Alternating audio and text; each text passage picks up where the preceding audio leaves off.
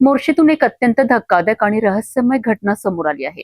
रस्त्याच्या कडेला जळालेल्या अवस्थेत उभ्या असलेल्या ट्रकमध्ये अर्धवट जळालेला मृतदेह आढळल्याने संपूर्ण परिसरात खळबळ उडाली आहे. हा अपघात आहे, आत्महत्या आहे की थंड डोक्याने रचलेला कट?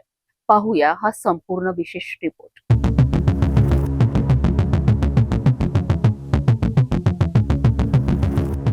मोर्शी ते चांदूर बाजार मार्गावर एक ट्रक जळालेल्या अवस्थेत उभा असल्याची माहिती मोर्शी पोलिसांना मिळाली आहे.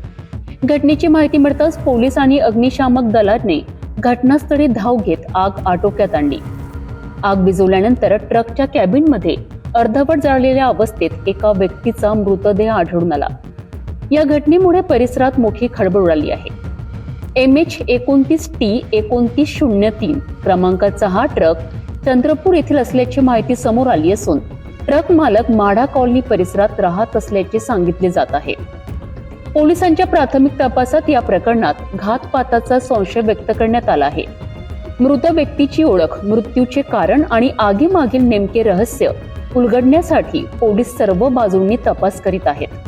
जळालेला ट्रक, अर्धवट जळालेला मृतदेह आणि घातपाताचा संशय, या संपूर्ण प्रकरणामागचे सत्य नेमके काय, याकडे आता सर्वांचे लक्ष लागले आहे.